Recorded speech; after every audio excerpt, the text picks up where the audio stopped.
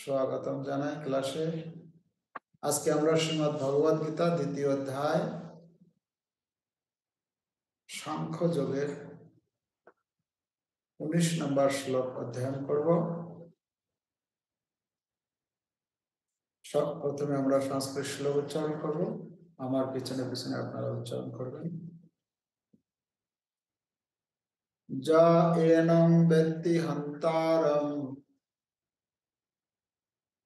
যশ্চৈনং মন্যতে হতং উভৌ তৌ না বিজানীতো নায়ং হন্তি না হন্যতে। এই শ্লোকের অনুবাদ: যিনি জীবাত্মাকে হন্তা বলে মনে করেন কিংবা যিনি একে নিহত বলে ভাবেন, উভয়েই প্রকৃত জ্ঞানী নন। কারণ আত্মা কাউকে হত্যা করেন না এবং কারো দ্বারা নিহতও হন। তাহলে এখানে বলা হচ্ছে প্রকৃত জ্ঞানী, এখানে মানে একটু উল্টো দিক থেকে বলেছে, প্রকৃত জ্ঞানী নন। তার মানে প্রকৃত জ্ঞানীকে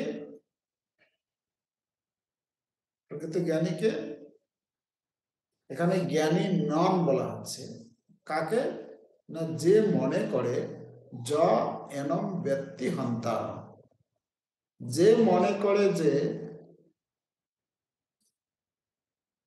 করে যে আত্মাকে হনন বা হত্যা করা যায়, সে প্রকৃত জ্ঞানী নয়।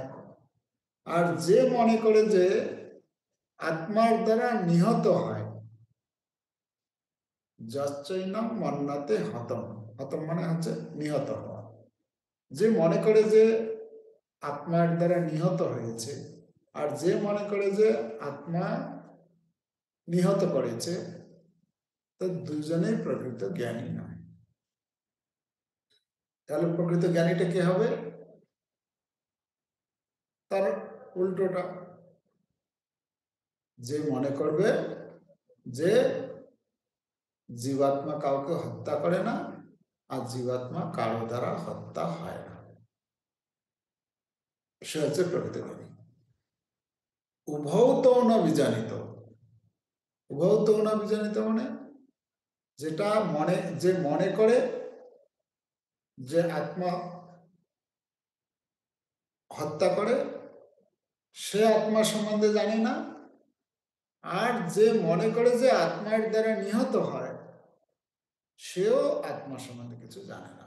উভৌ তৌ ন বিজানিত। ন বিজানিত মানে বিজানি মানে জানা, মানে সে জানে না। নায়ং হন্তি না হন্যতে, প্রকৃতপক্ষে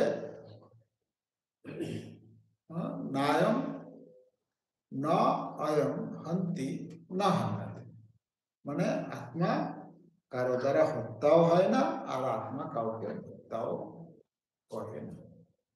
এটা হচ্ছে প্রকৃত জ্ঞানী যে, সেটা ভাবে তাৎপর্য বলছে। যখন কোনো দেহধারী জীব মারাত্মক অস্ত্রের দ্বারা আঘাতপ্রাপ্ত হয়, তখন জানতে হবে যে দেহস্থিত আত্মার মৃত্যু হয় না। আত্মা এত সূক্ষ্ম যে কোনো জাগতিক অস্ত্রের দ্বারাই তাকে হত্যা করা সম্ভব নয়। পরবর্তী শ্লোকে সে সম্বন্ধে বলা হয়েছে। আর তাছাড়া আত্মা চিন্ময় হওয়ার ফলে তার বিনাশ হয় না। যার মৃত্যু হয় অথবা মৃত্যু হয়েছে বলে মনে হয়, তা হচ্ছে কেবল জড়দেহটি। অবশ্য এর মাধ্যমে দেহকে হত্যা করার জন্য উৎসাহিত করা হচ্ছে। বেদে নির্দেশ দেওয়া হয়েছে, মা হিংসা সর্বভূতানি, কোন জীবের প্রতি হিংসা করো না।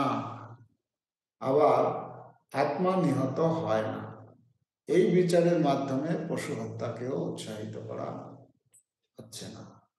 বিনা কারণে অন্যায়ভাবে কারো দেহ হত্যা করা অত্যন্ত গর্হিত এবং রাষ্ট্রের আইন অনুসারে ও ভগবানের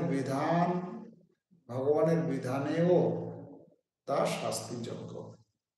ভগবান অবশ্য অর্জুনকে ধর্মের কারণে হত্যাকার্যে নিযুক্ত করেছিলেন, হঠকারিতার বশবর্তী হয়ে নয়। এখানে শিল প্রভুপাদের প্রাঞ্জল তাৎপর্য সমাপ্ত। এখানে আমরা দেখতে পাচ্ছি যে আত্মা কাউকে হত্যা করে না, কারো দ্বারা নিহত হয় না।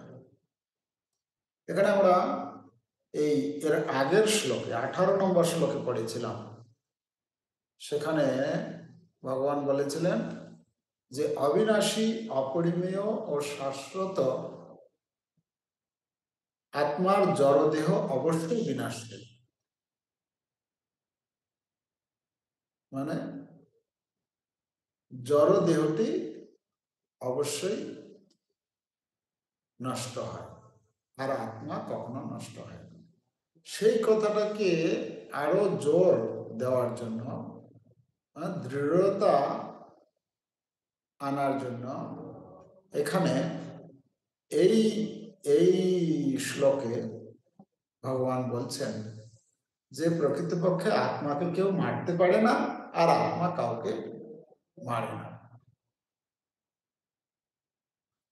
তো এখানে এই শ্লোকে আমরা দেখতে পাচ্ছি কয়েকটি কথা শিল প্রভুপাদ তাৎপর্য তুলে ধরেছেন আমাদের। কি আমরা প্রথমে একটা দেখতে পাচ্ছি, যেখানে বর্ণনা করা হচ্ছে যে আত্মার মৃত্যু হয় না, কিন্তু জড় শরীরটা সবসময় মৃত্যু হয়। আত্মার মৃত্যু হয় না কেন? না, আত্মার যে সাইজ, পরিমাণ এত সূক্ষ্ম, আমরা এর আগে আলোচনা করেছিলাম কত আত্মার সাইজটা কত, একটা চুলের অগ্রভাগের 10,000 ভাগের 1 ভাগ হচ্ছে আত্মার সাইজ। তাহলে কত সূক্ষ্ম! তো অত সূক্ষ্ম বস্তুকে যদি কেউ কাটতে চায়, কাটতে পারবে তাকে? তো আত্মাকে কখনো কাটা যায় না। আর আত্মা হচ্ছে, এখানে কি হচ্ছে বলা হচ্ছে যে আত্মাটা হচ্ছে চিন্ময়। চিন্ময় বস্তু জড় বস্তু দিয়ে কখনো অনুভব করা যায় না, জড় বস্তু দিয়ে কখনো দেখা যায় না। হ্যাঁ, চিন্ময় বস্তু আমাদের চক্ষু, কর্ণ, নাসিকা, জিহ্বা, ত্বক, যত ইন্দ্রিয়গুলি রয়েছে যেগুলি দ্বারা আমরা জ্ঞান প্রাপ্ত হই, সেগুলি হচ্ছে জড়। জড় মানে জড় বস্তু সবসময় নষ্ট হয়, মানে ক্ষয় হয়, যার মৃত্যু হয়, নষ্ট হয়। কিন্তু চিন্ময় বস্তু কখনো নষ্ট হয় না। আর জড় বস্তুর দ্বারা চিন্ময় বস্তুকে আমরা কখনো দেখতে পারি না। তো এখানে বলা হচ্ছে আত্মা এত সূক্ষ্ম যে আত্মা কখনো নষ্ট হয় না, আর দেহ হচ্ছে জড় বস্তু যেটা সবসময় নষ্ট হয়। এখানে বলা হচ্ছে ভগবান অর্জুনকে বোঝাতে চাইছেন যে অর্জুন দেখো, অর্জুন তো যুদ্ধ করতে গিয়েছে না, অর্জুন যুদ্ধ করতে গিয়ে অর্জুন কি বলছে? অর্জুন দেখছে যে আমার সামনে রয়েছে, কে রয়েছে? পিতামহ ভীষ্ম, অস্ত্রগুরু দ্রোণাচার্য, তারপরে কুলগুরু কৃপাচার্য, তারপরে ভাই, মামা ইত্যাদি আত্মীয় স্বজনগণকে দেখছেন। তো অর্জুন চিন্তা করছেন কি, এদেরকে যদি আমি মারি তাহলে কি হবে? আমার পাপ হবে এবং আমার যে যশ সেটা নষ্ট হয়ে যাবে, অপযশ হবে আমার। তো অর্জুন এটা চিন্তা করছে। ভগবান বলছেন কি যে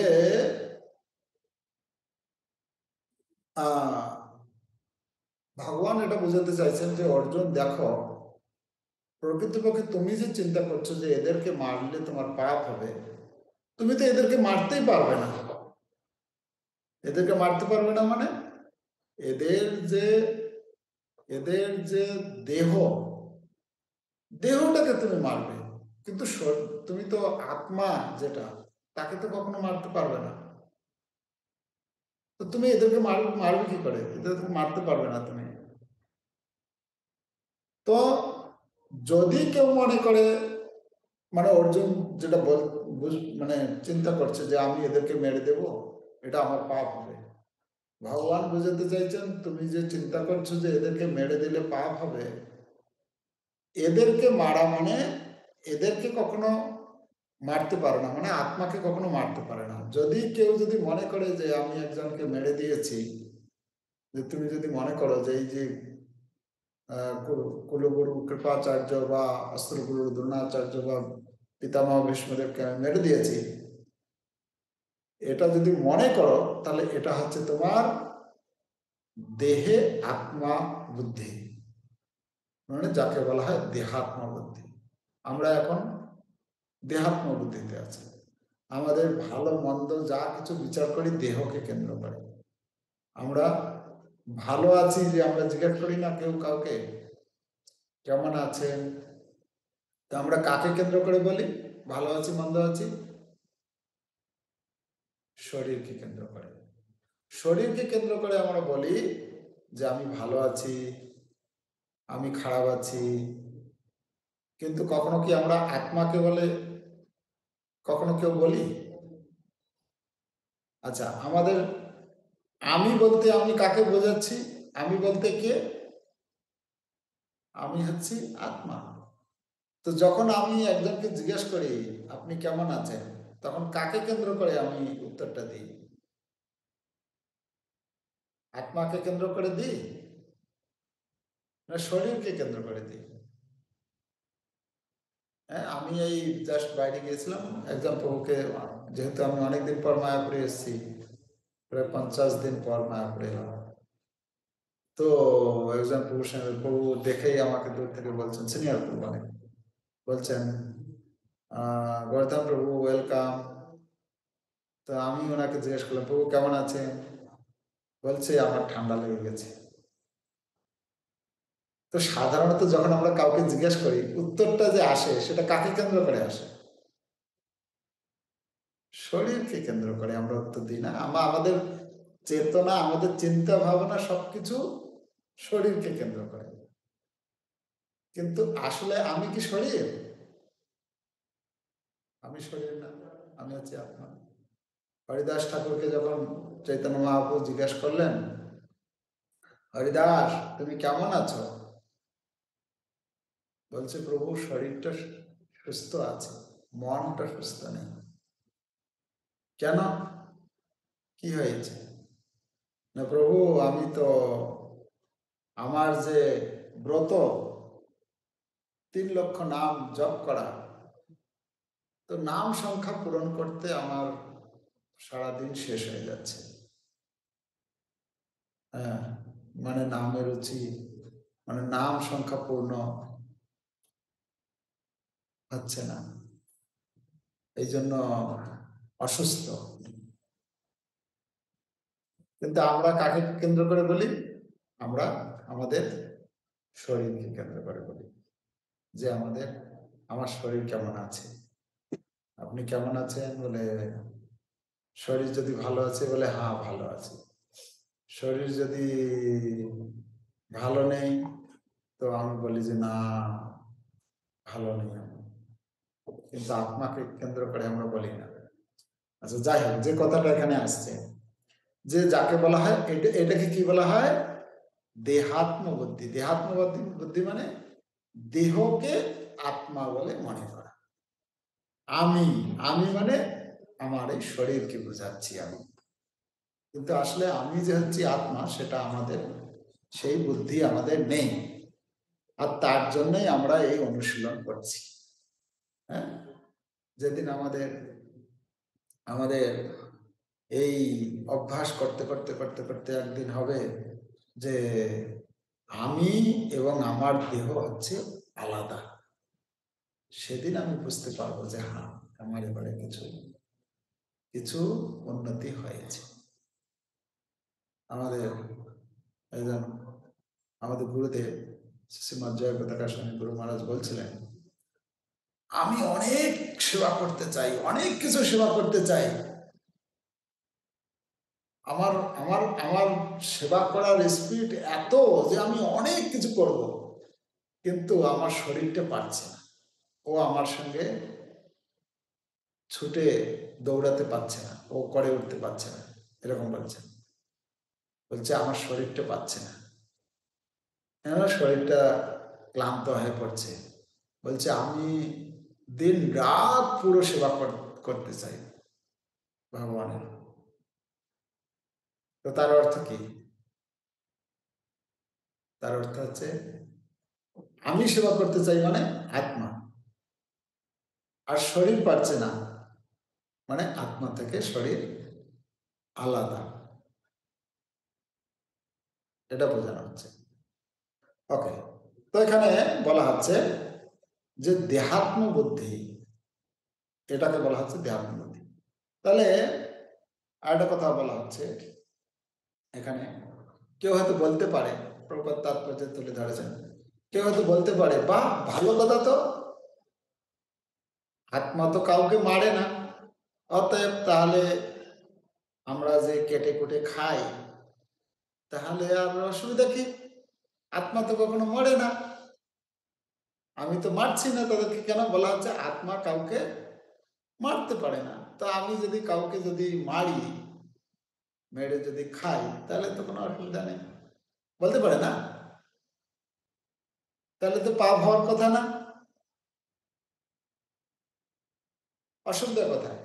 যদি আমরা যদি পশু হত্যা করি, খাই, তাহলে অসুবিধাটা কোথায়? কিন্তু বলা হচ্ছে, প্রপাত তাৎপর্যে লিখেছেন, বেদে নির্দেশ দেওয়া হয়েছে যে কি না মা হিংসা সর্বভূতানি, কোন জীবের প্রতি হিংসা করবে না।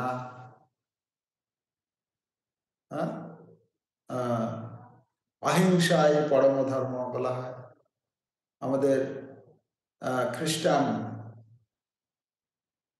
যীশু খ্রিস্ট বলছেন দাউ শাল নট কিল, তুমি কখনো কাউকে হত্যা করো না। এই যে হত্যা করা হচ্ছে, এটা হত্যা করা মানে যেরকম আমাদের প্রত্যেকের বেঁচে থাকার একটা স্বাধীনতা রয়েছে, আচ্ছা না? আমার যেরকম বেঁচে থাকার স্বাধীনতা রয়েছে, একটা পশু, একটা পাখি, প্রত্যেকের, কীট পতঙ্গ, প্রত্যেকের বেঁচে থাকার অধিকার রয়েছে। কিন্তু সেই বেঁচে থাকার অধিকারকে যদি আমি ছিনিয়ে নিই, তার মাঝখানে যদি আমি ব্যাঘাত ঘটাই, আমি যদি কাউকে একজনকে, কোনো একজন ব্যক্তিকে যদি প্রহার করি, আমি মারি, তাহলে কি হয়? সেটা সেটা ক্রিমিনাল কেস দায়ের করে দেওয়া হয়, তাই না? সরকারের আইন অনুসারে হচ্ছে ক্রিমিনাল। কেউ যদি কারো কারো শরীরে যদি হাত তোলে, তাহলে তাকে ক্রিমিনাল কেসের মধ্যে ফেলা হয়, তো তাকে দণ্ডভোগ করতে হয়। এখানে তো দণ্ডভোগ করতেই হবে, সরকারের আইনে তাকে তাকে কি আরো ভগবানের আইনেও দণ্ডভোগ করতে। তো এখানে বলা হচ্ছে ঠিক যেরকম এই যে শরীরটা, এই শরীরটা হচ্ছে কি, এই শরীরটা হচ্ছে আমাদের একটি গৃহের মতো, গৃহ ক্ষেত্র, গৃহ বলা হচ্ছে। তো প্রত্যেকটি যে জীবের যে শরীর রয়েছে, এগুলো কি এক একটি গৃহ, মানে এক একটি ঘর। এই শরীরটা হচ্ছে একটা ঘর, আর এই ঘরের মধ্যে বসবাস করছে কে? কে বসবাস করছে? আত্মা। তাহলে এই ঘরের মধ্যে বসবাস করছে আত্মা। আচ্ছা, আমরা যদি কারো ঘর গিয়ে যদি ভেঙে দিই, তাহলে সেটা কি ন্যায় না অন্যায়? ন্যায় না? না, অন্যায়। ঠিক যেরকম কোনো ব্যক্তি বসবাস করছে, তার ঘরে যদি গিয়ে যদি আমি তার ঘরটা ভেঙে দিই, তাহলে সেটা হচ্ছে অন্যায়। ঠিক তেমনি কোনো জীবের শরীর, কোনো জীব আছে, তার শরীরে আছে সেই জীবটা, সেই জীবের শরীরটাকে যদি আমি যদি কেটে দিই, যদি মুচড়ে দিই, যদি নষ্ট করি, তাহলে কি সেটা ন্যায় না অন্যায়?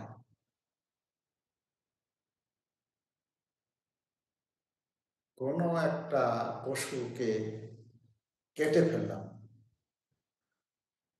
তা ঘরটা ভেঙে দেওয়া হলো কি না? ঘরটা ভেঙে দেওয়া হলো। তাহলে সেটা ন্যায় হলো না অন্যায় হলো?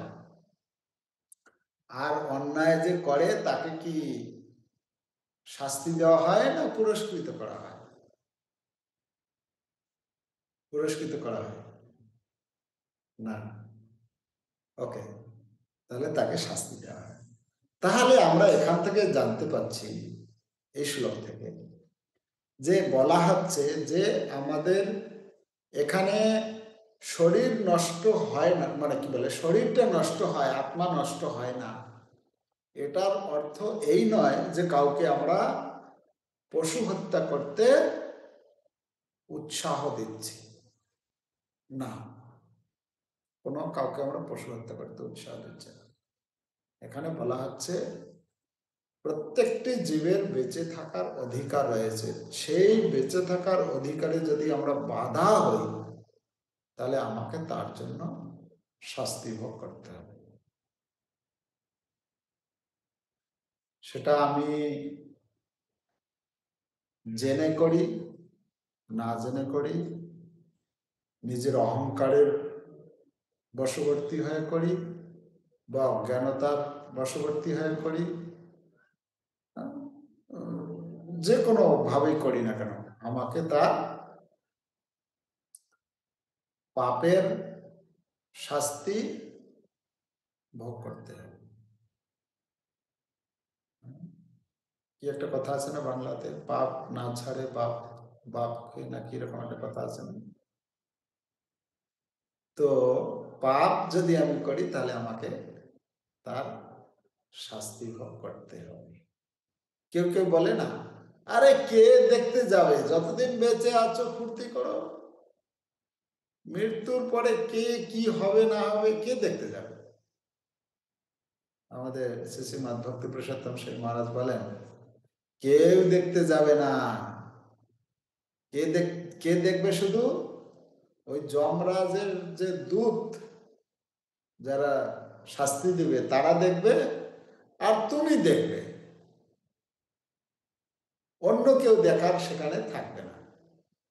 এই এই যারা শাস্তি দিবে তারা দেখবে, আর কে দেখবে? তুমি দেখবে, মানে যাকে শাস্তি দিবে সে দেখবে। আমাকে শাস্তি দেবে তা আমি দেখব, আর কেউ দেখতে যাবে না ওখানে। আমরা বলি না আপনি, আরে কে দেখতে যাবে? কেউ দেখতে যাবে না, শুধু আমিই দেখব, আর কেউ দেখবে না। তাহলে এখানে কথা হচ্ছে যে কেউ হয়তো বলতে পারে যে এই যে কুরুক্ষেত্রে যে অর্জুন এত লক্ষ লক্ষ সৈন্যকে যে মেরে দিল, তাহলে পাপ হলো না? পাপ হলো কি না? কি, কোনো একজনকে যদি মেরে দেওয়া হয়, তার জন্য তাকে শাস্তি ভোগ করতে হয়, তাহলে অর্জুন তো কুরুক্ষেত্রের যুদ্ধক্ষেত্রে অনেক জনকে মেরেছে, তাহলে অর্জুনের কি অন্যায় হয়নি? অর্জুন কি পাপ করেনি? অর্জুনকে শাস্তি ভোগ করতে হবে না? করতে হবে কি করতে হবে না?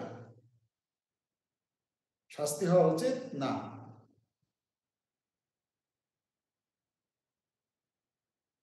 হ্যাঁ না না হ্যাঁ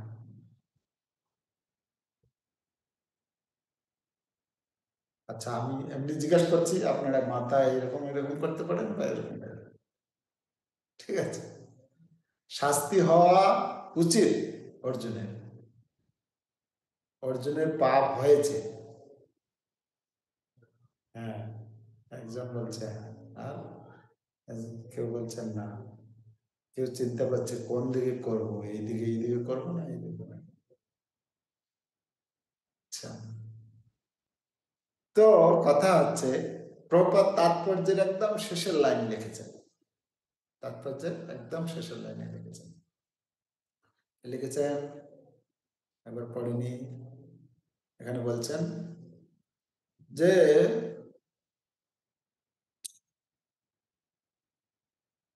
ভগবান অবশ্য অর্জুনকে ধর্মের কারণেই হত্যাকার্যে নিযুক্ত করেছিলেন হঠকারিতার বশে নয় তাহলে এখানে কি বুঝতে পারছি আমরা অর্জুন যে যাদেরকে মেরেছিলেন কার নির্দেশে মেরেছেন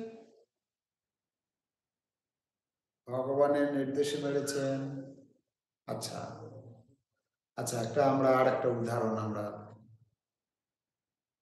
তুলে নিই যেমন একজন সৈনিক যুদ্ধক্ষেত্রে গেছে তার কমান্ডার যে আছে কমান্ডারের নির্দেশে সে অনেকজনকে মেরে ফেলেছে মেরে দিয়ে ফিরে এসেছে সে কমান্ডার তাকে কি করবে গালি বকা দেবে শাস্তি দেবে না পুরস্কৃত করবে কি করবে কমান্ডার শাস্তি দেবে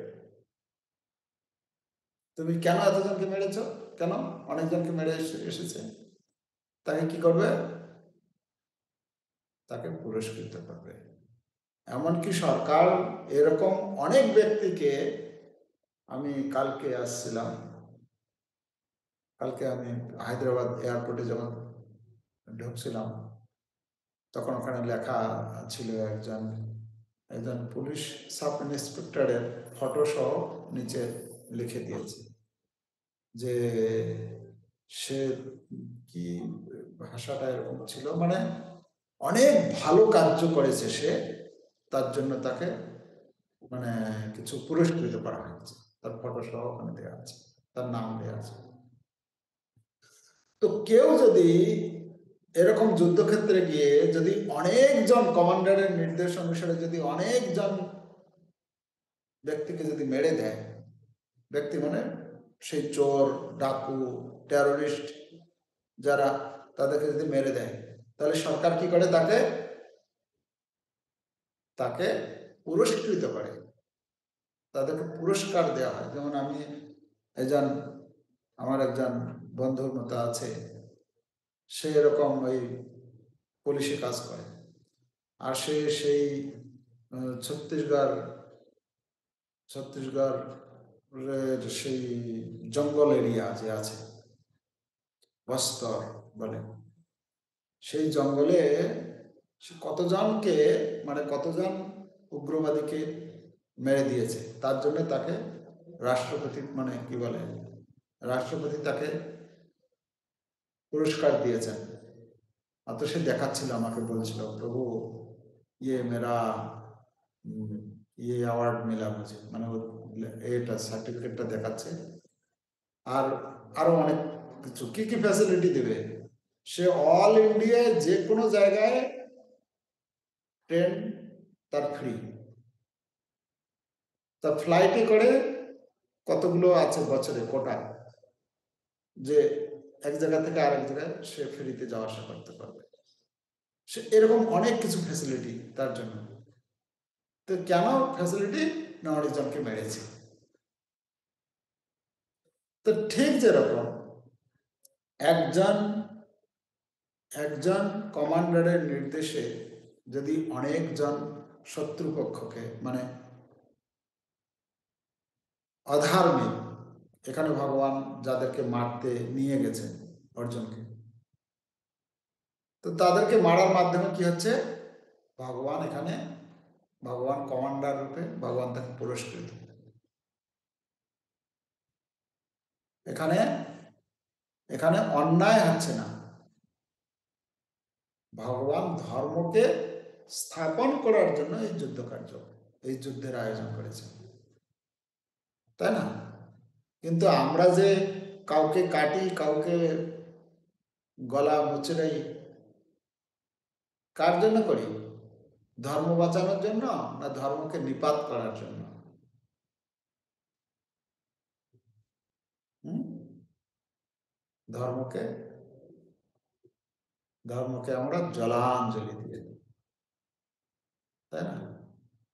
তো কথা হচ্ছে এখানে যে বলা হচ্ছে যে আত্মাকে কখনো মারা যায় না, আত্মাকে কখনো মারা যায় না, তার মানে এই নয় যে আমরা শরীরগুলোকে নষ্ট, প্রত্যেকটি জীব তার সময় সীমা অনুসারে তাকে একটা শরীর দেওয়া হয়েছে, সেই সময় সীমা পর্যন্ত, তার আগে যদি সেই শরীরটাকে নষ্ট করে দেওয়া হয়, তাকে সেই যে পিরিয়ড, যে ডিউরেশন মানে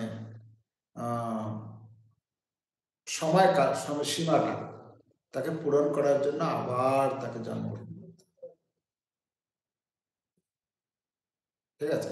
তার মানে তার যে একটা সাবলীল গতি, ক্রম উন্নতি হওয়া, হ্যাঁ, যেমন যেমন আমাদের এই মনুষ্য জন্মটা হচ্ছে কি, এটা হচ্ছে এ মানে এটাকে বলা হয় টার্মিনাল পয়েন্ট।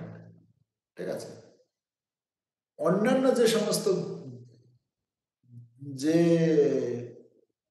দেহগুলো রয়েছে সেগুলো হচ্ছে ক্রমোন্নতি হয়, মানে সেই শরীর মানে পরপর সাজানো আছে, যদি সেট আপ করে দেওয়া আছে, এটার পরে এই শরীর পাবে, তারপরে এই শরীরটা শেষ হলে পরের এই শরীর পাবে, জলজা নবলক্ষাণী, তারপরে স্থাবর লক্ষ বিংশতি, তারপরে হ্যাঁ প্রথম জলে কৃমিকীট, তারপরে কিরা মকড়া, তারপরে ধীরে ধীরে আর একটু বড় শরীর, তারপরে পা ছাড়া শরীর, তারপরে পা অনেক পা যুক্ত শরীর, তারপরে ধীরে ধীরে পা হাত কমবে, তারপরে শেষে চার হাত পা আসবে, হ্যাঁ, পশু মানে ব্যাঘ্র থেকে বা গাভী থেকে, তারপরে মানুষ, এরকম।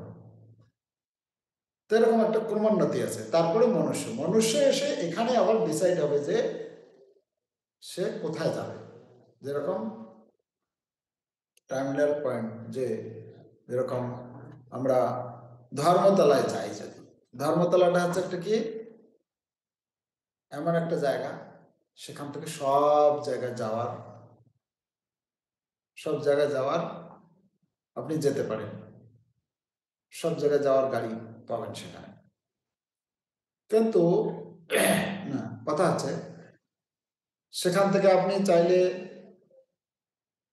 দিল্লি যেতে পারবেন, সেখান থেকে চাইলে বম্বে যাবেন, সেখান থেকে শিলিগুড়ি যাবেন, সেখান থেকে আপনি বিভিন্ন পাবেন। কিন্তু কথা হচ্ছে এই মনুষ্য শরীরটা হচ্ছে আমাদের সেই একটা জায়গা, এখান থেকে আমরা কোথায় উপর দিকে যেতে পারি, এখান থেকে আমরা নিচের দিকে যেতে পারি, এখানেও থাকতে পারি, আবার এই ব্রহ্মাণ্ডের বাইরে যেতে পারি। সেটা এই মনুষ্য জন্মে, এই মনুষ্য শরীরেই সম্ভব। একটা বাঘ যদি একটা পশুকে ধরে খায়, তাহলে তার পাপ হয় না? তার পাপ হয়? তার পাপ হয় না। কিন্তু একটা মানুষ যদি একটা পশুকে ধরে খায়, তাহলে তার পাপ হবে। ঠিক আছে? তো প্রত্যেকটি জীবের জন্য খাওয়ার সবকিছুর ভগবান নির্ধারিত করে দিয়েছেন। ঠিক আছে? যদিও শুনতে হয়তো আমাদের কাছে কটু লাগতে পারে, কিন্তু এগুলি হচ্ছে শাস্ত্রীয় কথা। আমাদের এই কথা, শাস্ত্রীয় কথা শ্রবণ করার মাধ্যমে আমাদের অন্তর থেকে সেই ভাবনা জাগৃত হবে যে আমার কি করা উচিত, কি করা উচিত না। কিন্তু আমি যদি, কেউ আছে না, ও আমার জানার দরকার নেই, আমি চোখ বন্ধ করে চলতে থাকবো, তাহলে কি হবে? আমি যদি না জানি, এভাবে যদি জীবনটা কাটিয়ে দিই, তাহলে কি হতে পারে? চোখ বন্ধ করে যেতে যেতে কোথায় একটা গর্তে পড়ে যাবে, হ্যাঁ, হাত পা ভেঙে পড়ে থাকবো। তাই জন্য আমাদের জানতে হবে। জানলে কি হবে? যখন আমি জানবো, শুনবো, ধীরে ধীরে আমার ভেতরে সেই অনুপ্রেরণা আমি পাবো যে আমার কোনটা করা উচিত, কোনটা করা উচিত নয়। অনেক লোক তো আছে জানার পরেও করে না, এরকম ইতিহাসে অনেক লোক আছে। দুর্যোধনকে বলা হয়েছিল, তুমি তো জানো এত কিছু, বলছে হ্যাঁ জানি, কিন্তু হ্যাঁ জানামি তত্ত্বম, হ্যাঁ আমি ভালোভাবে জানি, নচমে প্রবৃত্তি, আমি ভালো কোনটা ভালো করে জানি, কিন্তু তাতে আমার মন লাগে না। কোনটা খারাপ সেটা আমি ভালো করে জানি, কিন্তু সেটা ছাড়তে আমার ইচ্ছা হয় না। তো এটা হচ্ছে আমাদের পরিস্থিতি। তবে শুনতে শুনতে, আলোচনা করতে করতে, হ্যাঁ কি হবে? আমাদের ভেতর থেকে আমরা অনুপ্রেরণা পাবো, না না তুমি এটা করো, তখন আমি শক্তি পাবো সে কার্য করার জন্য। আচ্ছা, এখানে আমরা আসি যে আমরা আমাদের এই শরীর ত্যাগ করতে, এখানে বলা হচ্ছে না যে এই শরীর, আমরা মৃত্যু, আমাদের মৃত্যু হোক, আমরা ভয় পাই কি আনন্দ পাই? কেউ মৃত্যু চায়? কেউ চায় না। কেন চাই না? কেন? জানি না আমি মৃত্যুর পরে কোথায় যাব, তাই না? মৃত্যু যদি আসে আমাদের কাছে, মৃত্যু আসে মানে এই শরীরটা নষ্ট হয়ে যাবে, কিন্তু তারপরে কি হবে? আচ্ছা, ভয় কখন হয়? আপনি ধরুন এখান থেকে যাবেন দিল্লিতে, ঠিক আছে? দিল্লিতে আপনার কেউ পরিচিত নেই, দিল্লি সম্বন্ধে আপনি কিছু জানেন না, কোনোদিন যাননি, আপনার ভয় হবে না আনন্দ হবে? আপনাকে বলা হচ্ছে আপনাকে দিল্লি যেতে হবে, কি হবে তখন? ভয় লাগবে না? ভয় লাগবে।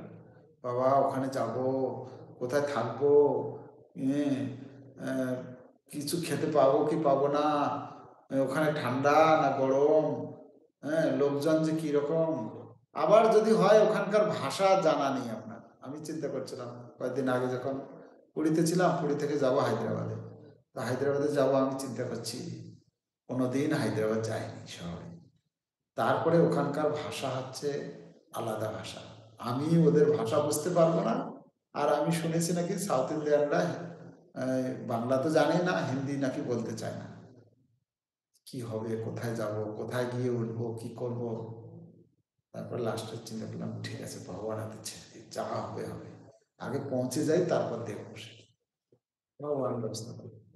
যাই হোক, তো কথা হচ্ছে যদি অজানা একটা জায়গায় আপনি যাবেন, সে সম্বন্ধে আপনি কিছুই জানেন না, তখন কি হবে?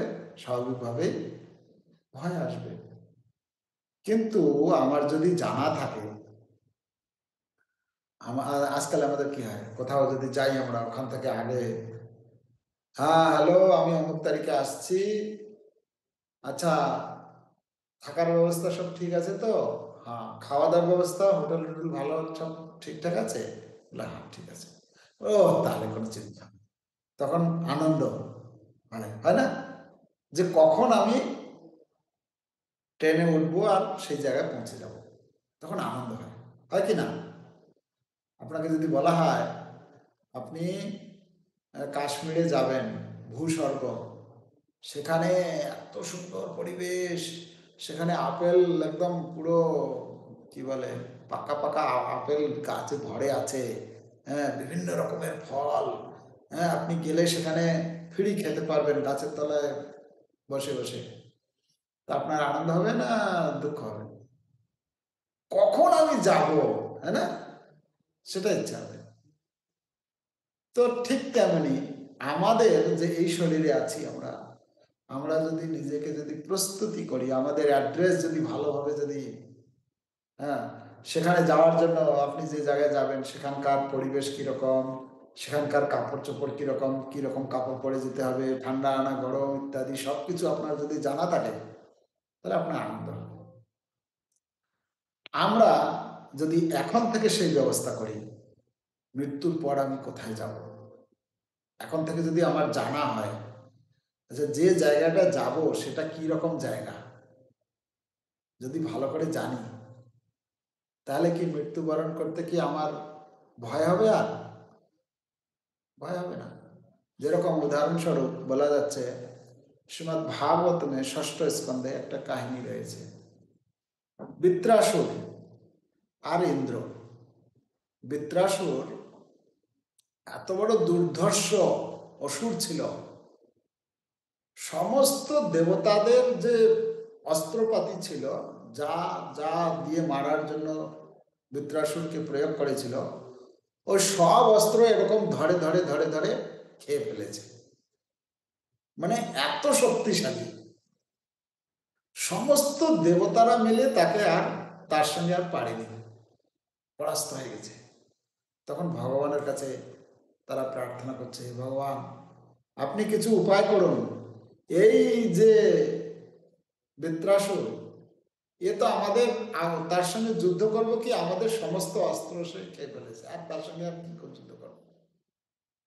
তখন ভগবান বললেন যে ঠিক আছে, তোমরা এক কাজ করো, এই দদিচি মুনি আছে, দদিচি মুনি, দদিচি মুনি সে তপস্যা করছে অনেক, এই তপস্যা করার ফলে তার শরীরটা শুদ্ধ হয়ে গেছে, এবং তার যে শরীরের যে অস্থি সেটা বজ্রের মানে খুব কঠোর, মানে কঠিন এরকম হয়েছে, শক্তিশালী।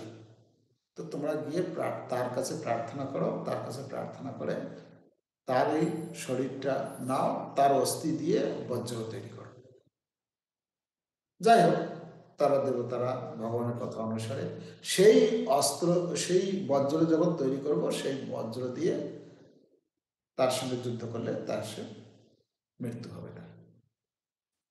তো ইন্দ্র সেই সমস্ত দেবতারা মিলে গিয়ে সেই দধিচি মুনির অস্থি নিয়ে আসলেন, নিয়ে এসে বজ্র বানালেন, বজ্র বানিয়ে এই যুদ্ধ করতে গিয়েছে। আর এই বৃত্রাসুরের সঙ্গে যখন যুদ্ধ করতে গিয়েছে, এই একটা গদা, ইন্দ্র কি করেছিল, একটা গদা ছুঁড়েছিল বৃত্রাসুরকে। আর বৃত্রাসুর কি করেছে, ওই গদাটা এরকম বাঁ হাত দিয়ে যখন এরকম ছুঁড়ে এসছে, বাঁ হাত দিয়ে এরকম ধরে ফেলেছে, ধরে ফেলে বাঁ হাত দিয়ে এরকম ছুঁড়ে দিয়েছে।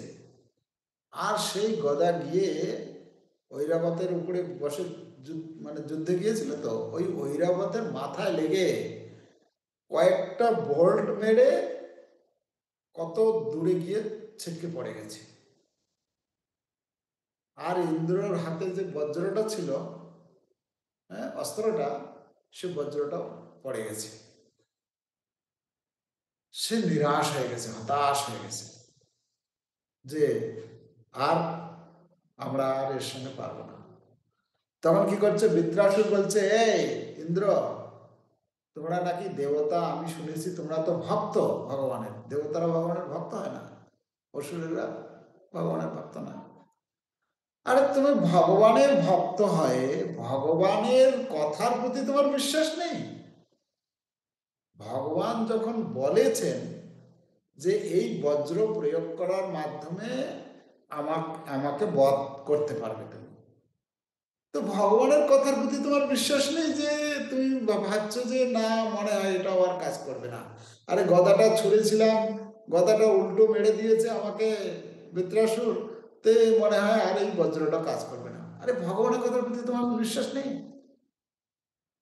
তো তখন বৃত্রাসুর তাকে জ্ঞান দেওয়া শুরু করেছে, বলছে তুমি তাড়াতাড়ি ওই তোমার বজ্রটা প্রয়োগ করো আমার উপরে, তাহলে কি হবে, আমার এই শরীরটা নষ্ট হয়ে যাবে, আমার মৃত্যু হয়ে যাবে। আমার মৃত্যু হলে কি হবে, আমি এই শরীরের বন্ধন থেকে মুক্ত হয়ে ভগবানের কাছে ফিরে যাব। তো ভাগবতমে ষষ্ঠ স্কন্ধে সুন্দর এই বৃত্রাসুরের প্রার্থনা আছে, অহং হরের তব পাদৈকম মূলম। হ্যাঁ, খুব সুন্দর প্রার্থনা, বিশেষ করে 4টি শ্লোকে তিনি প্রার্থনা করেছেন ভগবানের। তো ইন্দ্র ইন্দ্র মারতে চাইছিল না, হতাশ হয়ে পড়েছিল। বৃত্রাসুর তাকে জ্ঞান দিয়ে তাকে মানে তার উৎসাহ কি করে বাড়ানো যায় সেই, কেন বৃত্রাসুরের জানা ছিল যে এই শরীরটা যতক্ষণ আমার এই অসুখ শরীরটা আছে, এই অসুখ শরীরটা যখনই আমি ত্যাগ করবো আমি ভগবানের কাছে ফিরে যাব। ঠিক যেরকম ভীষ্মদেব, পিতামহ ভীষ্মদেব, তিনি সরস্বজ্জায় শায়িত ছিলেন কুরুক্ষেত্রের রণাঙ্গনে, আর ভগবান শ্রীকৃষ্ণ পঞ্চপাণ্ডবকে নিয়ে সেখানে গিয়ে উপস্থিত হয়েছেন, যুধিষ্ঠির মহারাজকে জ্ঞান প্রদান করবেন এই ভীষ্মদেবকে দিয়ে। তো পিতামহ ভীষ্মদেব তখন ভগবানকে সামনে দেখে তিনি একদম খুশি, তিনি গদগদ স্তুতি করেছেন। শ্রীমদ্ ভাগবতমের প্রথম স্কন্ধে 9ম অধ্যায়ে তিনি প্রার্থনা করে ভগবানের কাছে বলছেন যে ভগবান, আপনাকে দর্শন করতে করতে আমি যেন এই শরীর ত্যাগ করতে পারি, আর তাহলে আমি নিশ্চিত রূপে আপনার ধাম বলে মানে ভগবত ধামে আমি ফিরে যেতে পারব। তো পিতামহ ভীষ্মদেব এভাবে, এরকম অনেক উদাহরণ রয়েছে যারা সাধন ভজন করে নিজেকে প্রস্তুতি করেছেন যে এই শরীরটা ত্যাগ করার সাথে সাথেই আমি ভগবানের কাছে ফিরে যাব। এই শরীরে যতদিন আছি ততদিন আমি দুঃখ কষ্ট। আজকে একজন ফোন করেছিলেন মধ্যপ্রদেশ থেকে, বলছেন প্রভু, আমি জিজ্ঞেস করছি কেমন আছেন, বলছে প্রভু এখন বয়স হয়ে গেল, তো বয়স হয়ে গেলে এই আজকে এই সমস্যা, কালকে বলছে বিভিন্ন রকমের সমস্যা আসছে।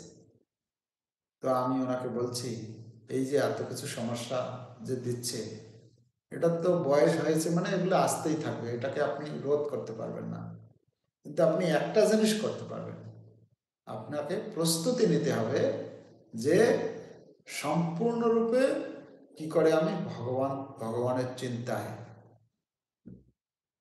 যে কোনো মুহূর্তে যখনই মৃত্যু আসবে সেই মুহূর্তে শরীর ত্যাগ করে যেন আমি ভগবানের কাছে ফিরে যেতে পারি।